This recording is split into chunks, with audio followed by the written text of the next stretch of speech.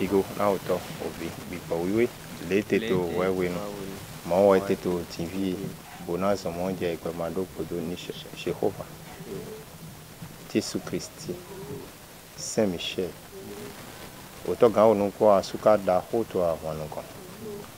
a holo pe nu popoji ojere tu ewa bo mi na do hoto e tuntun de bi o mi me zan mi credit de jedo na mi o de di do ton na mi o to si setan a se ni kan do ni lo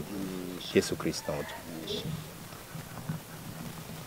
to ojere di ton me mi wa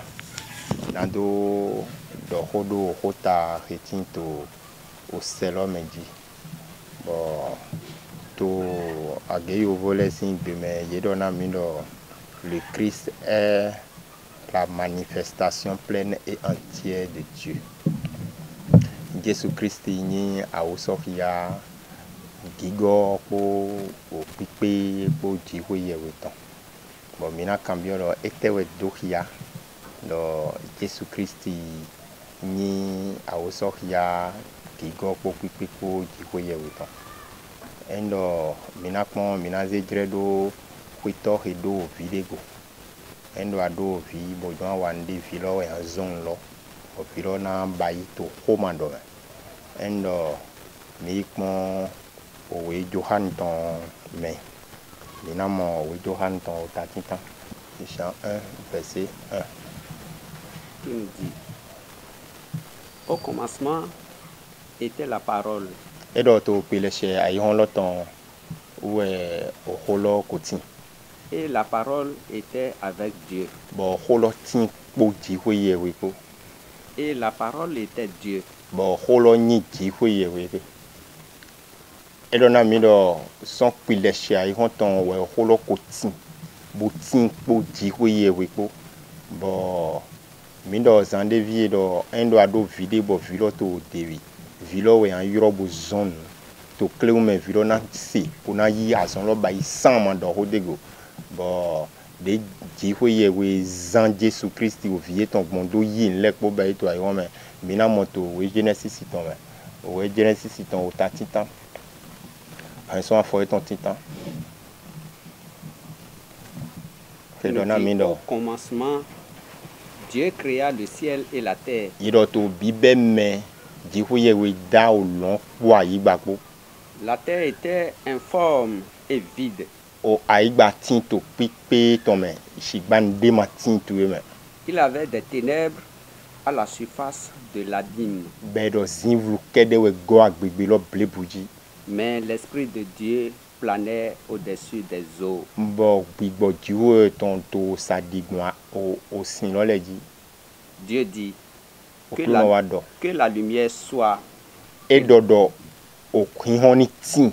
et la lumière fut. Bo hihon tin de hezan Jésus Christ o vie ton gbone mo ene we dohia padre ni lo we dohia do Jésus eni o holo e ko tin po tolopo to so bo holo we yeze bo do dan le po papata e dohia do Jésus Christ we yeze Jésus Christ we Jehovah o kluno lo zan bo do dan le papata e do o hihon tin bo hihon tin e ya. Dieu dit que la lumière soit et la lumière fut. Dieu vit que la lumière était bonne. Et Dieu sépara la lumière d'avec les ténèbres.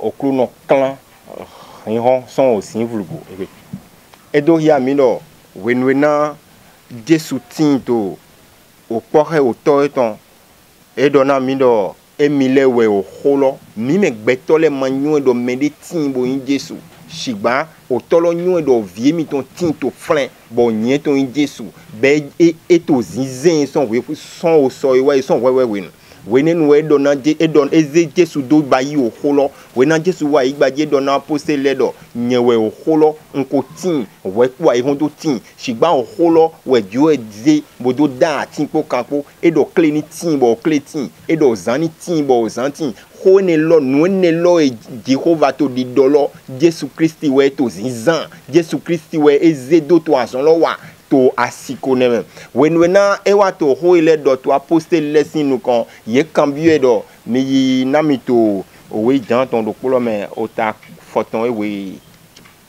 do po o ta wiene e son afo chanton to do je a auto do. Philippe lui dit, Philippe cambio do Seigneur, o clono montre-nous le Père, do tolor yami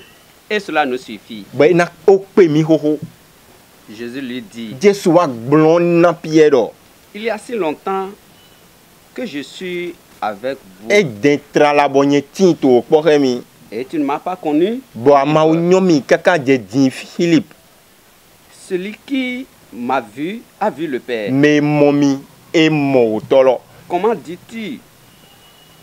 Montre-nous le Père. na we yeso so gan wa dodo ma do tolo hie mi gbon Ne crois-tu pas que je suis dans le Père ama nyoe do nye tinto tolo et me que le Père est en moi? bo tolo tinto nyeme ebe e do hia mi kle no Jésus Christi akpakwe do po yin to jiwe ye we me akpakwe do po jiwe ye we ton we yin endo mize jiwe ye bu na dire to blebu we ton me jiwe to soda ya awanwe no home to teji fi abasi nyira kan lote e na ho to flan modo polo le blanc so tin to me le blanc lo we Jésus Christi bo wene na yi wa to hiron bo Jésus Christi wa yi gbaji we ne no ya shele son oto ton si bododo jo ayi hon donami na nyena zankheye poye do te na so boya ye na lenvojo hogo ne lo we to beton wlen to ayi gbaji kaka jaza egbeton we bo mi na do na mi de do endo Jésus Christi madoko wa yi gbaji we ayi hon na ko don beto de man so poto ayi gbaji ba na shiwa miton le shizi miton le gbe man so miton le outwe Jésus Christi wa bo wena Jésus Christi ka wazon to ayigbaji e ma so fodo ayigbaji e jete ye igba sabo bododo oku efite ahwan gbatwete oku efite aditwete e ne lowe do wu gan satani bo satani pa yego do emi wule ma pe gobo yokuto me satani ma jete yokuto me kon ene egbon votrala bo e bo Jésus zekuru ne lo do ku gen tran bo wo sunyo do e ma do ateto kuto me wezo satani mo no fon o shio kaka jeni mo me de pepe ekuto satani me ye khie dogo o me didon do ma do a hodu ta longtemps to jidro me endo mi pon bo se inu konto holo me Jehovah dona mi do e mi ze o holo do down nu popo o holo we ye dodo atini tin bo atiti weta de ma de kun na mi no ye nyakob odo bayi ati ye nyakob odo bayi ogbe ye nyakob odo bayi bodo dan de pepe zegbetogo si o holo we ye zan si gba o holo we Jésus Christi ene logo e we na Philippe wato ki cambio Jésus do tolo yami Jésus cambio do ye tinto pore mi e den bo kaka jedin ye ma onyu do oto tinto nyeme bonye tinto otome endo mi se nous compede to lo me edo ho de voto fran. Ne crois-tu pas que je suis dans le Père et que le Père est en moi? Be ye ma yisero nye tinto tolo me bo tolo tinto nyeme. Les paroles que je vous dis ne viennent pas de moi-même. O ho de pepe hento di dorami ma ton son nyeme boa. Le Père qui demeure en moi accomplit ses œuvres. Autorité tinto nyeme weno doa che no hento di dole podi. Croyez-moi, Mi yimi se je suis dans le Père nye tinto tolo me et le Père est en moi. o tolo su tinto nyeme. Sinon, E ma do ko yimo croyez à cause de ses œuvres. mi yise do ho ton le utu. Ebe En vérité, to nungbopo me e do ya mi to kleunde me no ri hon lo Jésus Christi we bo wo so yin o holo do Jésus Christi we na tin to ayi azon wa to ayi gbaji e dodo nyewe o holo ka o tin son we nu o holo tin po ji kwe ye we po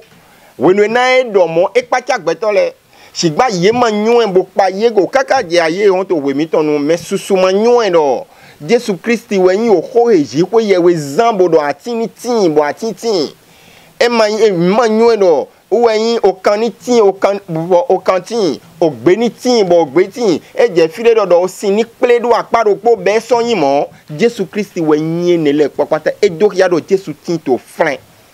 Jésus Christ tin to frein bo ye do tin to azon lo wa donc to igbe me de pepe mo yise bo pa ye goro Jésus o vi di ko ye weton e na via uni etrala ni do hiede do yise no le me we na ma yi Jésus se de yise si a wutu da yi bo dian li otu evo bo heji bo yi o klon ni no he mepo e ke mi sa che ni ye Jehovah